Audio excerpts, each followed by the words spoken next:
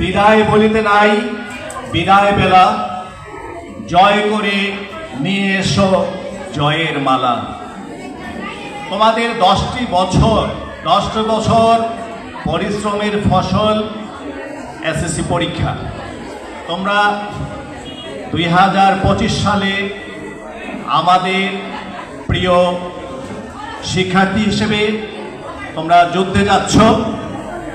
এখন যৌবন যার, যুদ্ধে যাবার তার শ্রেষ্ঠ সময়। এখন যৌবন যার, 2025 সালে পরীক্ষা দেওয়ার তার শ্রেষ্ঠ সময়। তোমাদের উদ্দেশ্যে একটা কথাই আমি বলবো, সবাই সবকিছু বলে গেছে। প্রিয় শিক্ষার্থীরা, তোমাদের যেই দিন যেই পরীক্ষা তার আগের রাত্র 10টার দিকে তোমরা শুয়ে পড়বা। পড়া কমপ্লিট হোক বা না হোক, ওই সেশনটা বাকি আছে, ওইটা পড়া হয়নি, ওইটা দেখা হয়নি, এটা নিয়ে মাথা গরম করবে না।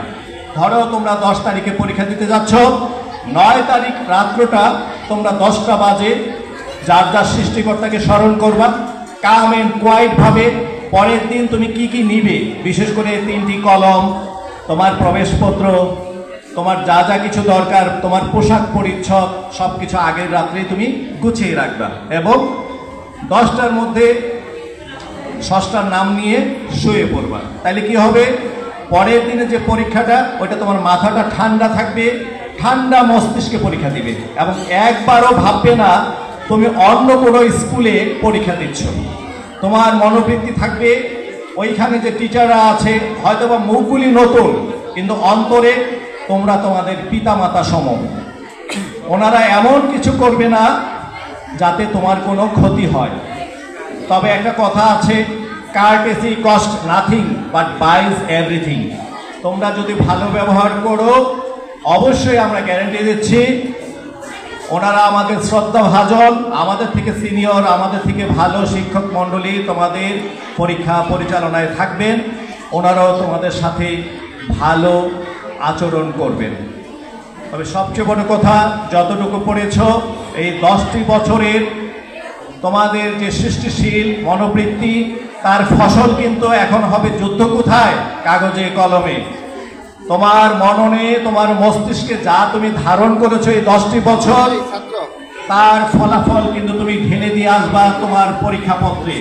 সুতরাং আমার চাওয়া থাকবে, তুমি যখন তোমার লেখা শুরু করবে, তুমি সবচেয়ে ভালো যেই প্রশ্নের উত্তরটা জানো, সবচেয়ে ভালো যেটার উত্তর তুমি লিখতে পারবা, সেই লেখাটা পরিচ্ছন্নভাবে, সুন্দরভাবে, তোমার সৃজনশীল মনোবৃত্তি দিয়ে তুমি ফুটিয়ে তুলবে।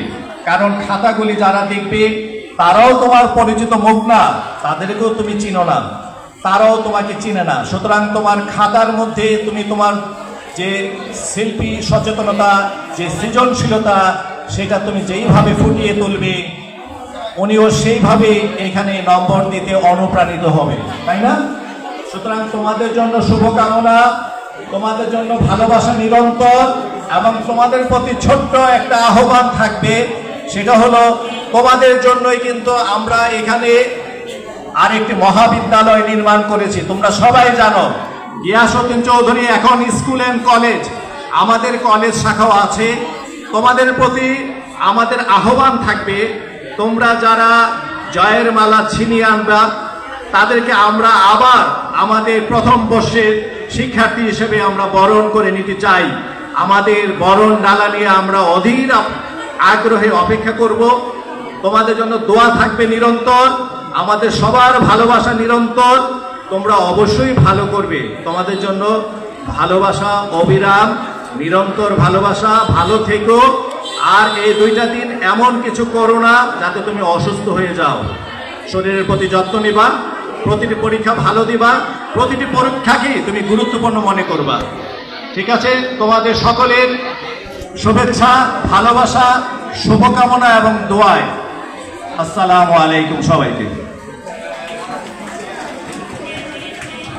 ধন্যবাদ মোগলেস স্যার আপনার প্রশংসিত বক্তব্যের জন্য। স্যারের জন্য একটা করতালি হয়ে যাক। তোমাদের উপদেশমূলক বাণী ত্যাগ করেছেন, এই উপদেশমূলক বাণীগুলো আসলে খুবই প্রয়োজন ছিল।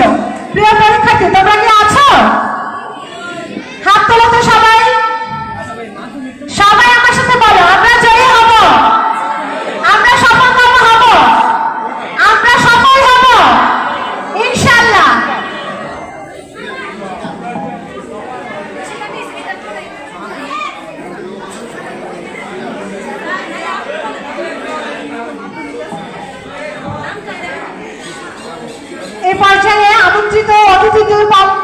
অতিথিবৃন্দের পক্ষ থেকে বক্তব্য রাখবেন অভিভাবকদের পক্ষ থেকে মোহাম্মদ সিরাজুল ইসলাম। মোহাম্মদ সিরাজুল ইসলাম অভিভাবক, আপনাকে মঞ্চে আহ্বান করছি আপনার প্রশংসিত বক্তব্য রাখার জন্য। ওনার জন্য করতালি হয়ে যান।